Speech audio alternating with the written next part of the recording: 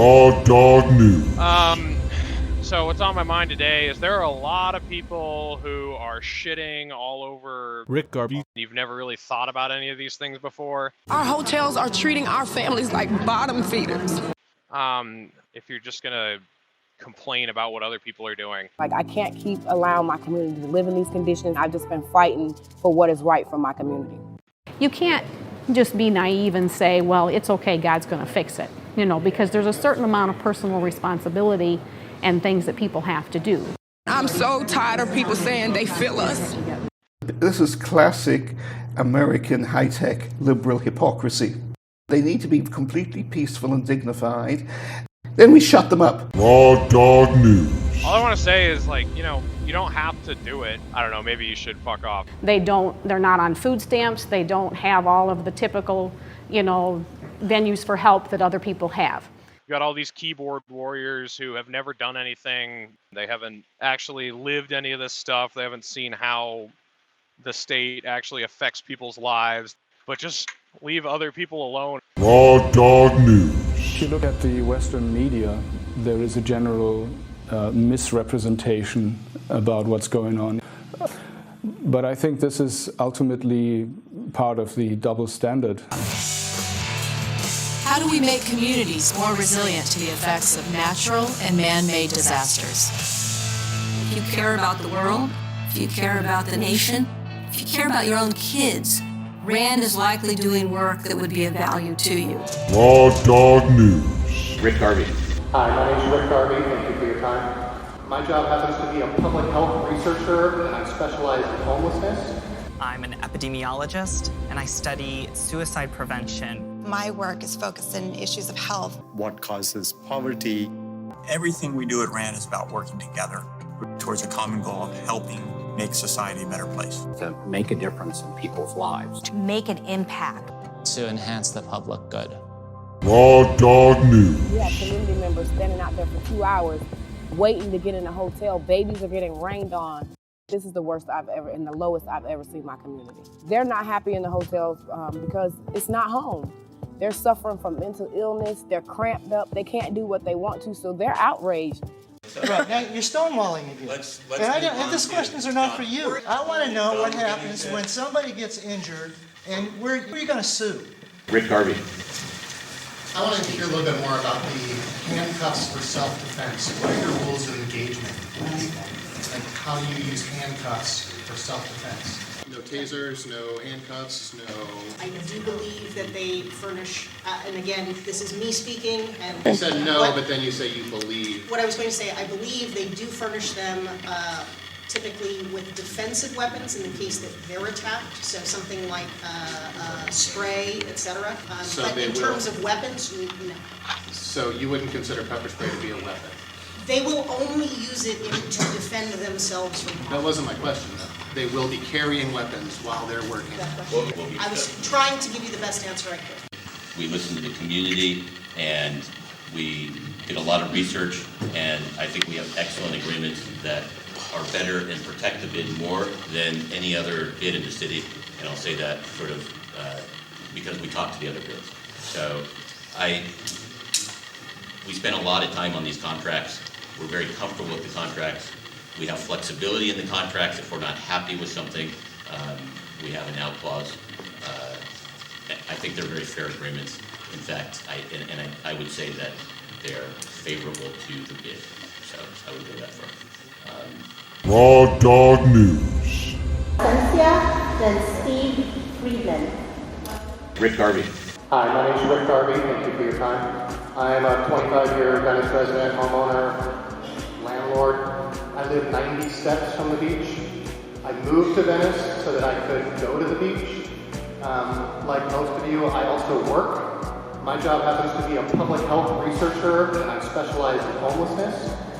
I spend most of my days on Skid Row. There are many, many nights I don't get home from Skid Row until 10:30, 11 o'clock at night.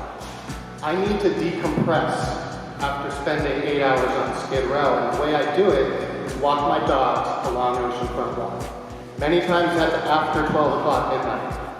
It's nothing illegal, there's nothing immoral, it's past midnight. This is Los Angeles, it's a metropolitan city.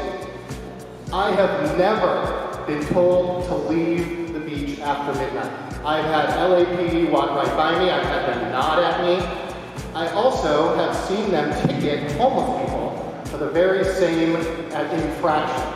So by the city's own admission, they did not request this permit when they instituted the curfew. How many of those tickets have been given illegally? How many homeless people have been locked up for not being able to pay those tickets and being issued a bench warning? I think it's ridiculous. It drives me crazy. It's my personal issue. I'm emotional about it. I also understand that Councilman Bonin, who has not taken an official position on this, actually got money in the budget for opening the bathrooms and paying for attendants to be there 24/7. I think opening the bathrooms is the best thing we can do for the homeless population. One of the reasons there's an encampment at 3rd and Rose is because of this curfew. Thank you. Raw Dog News. You just got to keep moving. It's just barely above survival. It's hard to get ahead. You don't have anywhere to send your mail, whatnot. Always trying to keep your stuff, what stuff you can get together to work and whatnot, tools. They're always getting stolen, or instruments to play down on the beach and whatnot. But the main thing is the police come around and they start asking us to move, move our stuff, clean it up or whatever. We try to keep it clean, but then they ask us, to move, and they don't tell us where to go. They just tell us, get your shit and go, or we're going to throw it away. Sometimes they give us a 60-gallon bag, and they say that's all the property we're allowed to have if we're homeless, is we'll fit in a 60-gallon bag. And that's probably about as much as will fit in a shopping cart. And then they just throw all of our stuff away. And it's really theft, if you ask me, because they just take our stuff, and they don't care what its value is to us. They just throw it in the trash. Now, you said you've been out here for a year. Yeah. What happened? Well, we got out here. I was looking for work. The job I had lined up fell through, and it's just been more difficult to get work. So we got on food stamps and got the GR. Mine didn't last long, my GR, because I wasn't able to find the work, but they require you to do like 20 hours worth of computer work or something just to get the $200 a month. So I don't have a phone or a computer, so I wasn't able to do that. So my GR lapsed. So we just survive on $200 a month is all, plus food stamps. $200 a month plus food stamps. Yeah. That's it. That's it. And yeah. 2 people. Here you guys are packing up because they're moving you. Yeah, right. With no place to go.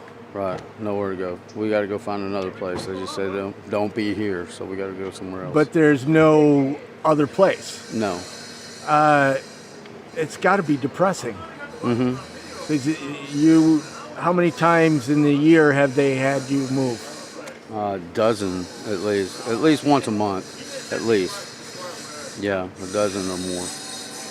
And you don't have money to relocate any place. No. And $200 a month plus food stamps doesn't. Right.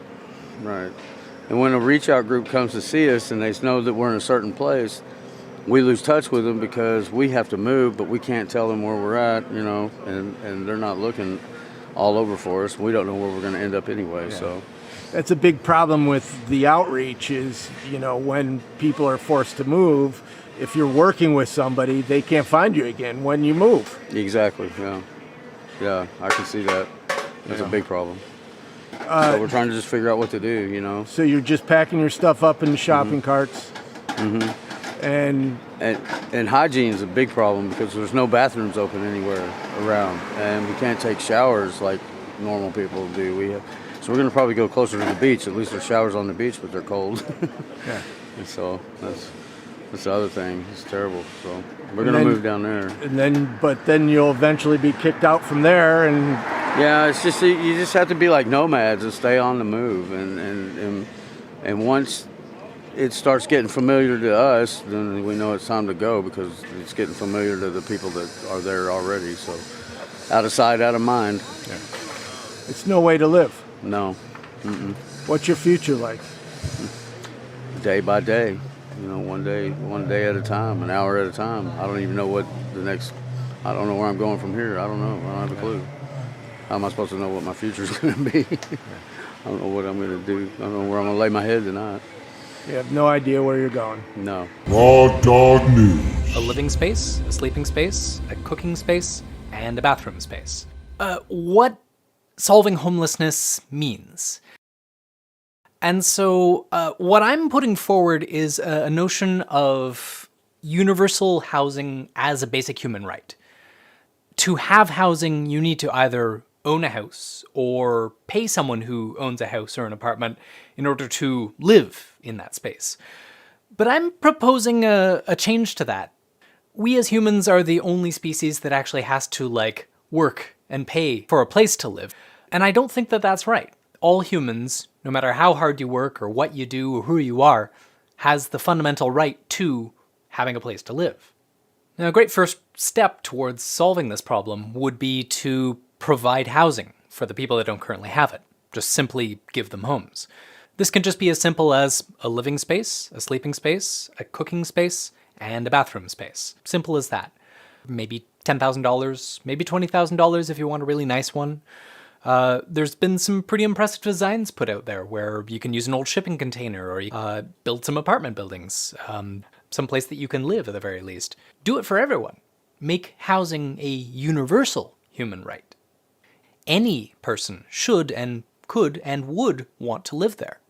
In a society where universal public housing is a human right, is a normal part of society, then if all people or many people were perfectly okay with living in that sort of situation, I would call that an absolute win. If nobody was really even striving for much more than what that basic minimum was, then it's a sign that you're doing this project right. And this is what having a home that you can call your own really does for people. It provides a sense of agency and a sense of place and a sense of ownership over your space.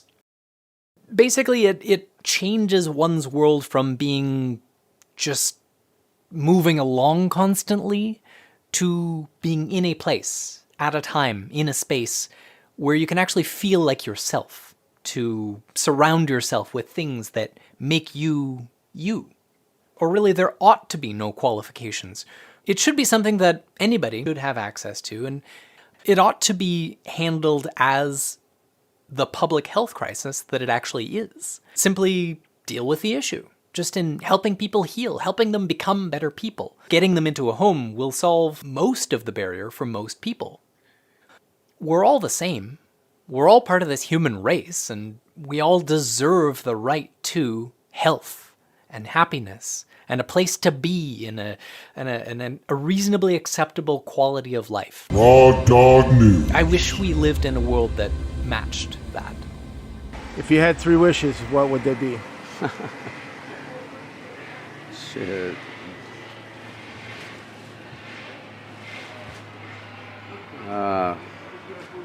I wish I would have hung on to some of the money I had when I had it. And I'd be a lot better off. You know? I can relate to that one. Right. And I wish everybody just get along and quit taking from one another and give, because there's more than enough this shouldn't be a problem anywhere for anybody. Nobody should have to live like this. Yeah. And that's the other wish, just everybody get along and give. Yeah. That's it. Was that 2 wishes or 3? All right. Well, thank you very much for talking to me. All right, no problem. Cool.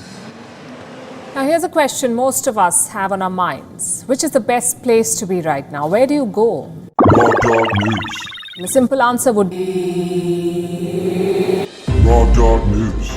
You should not let anybody raw dog you. Raw Dog News.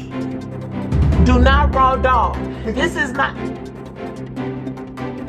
Raw dogging is not funny.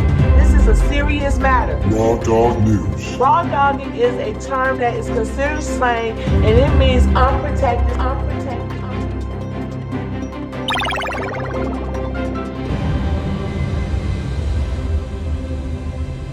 Raw Dog News.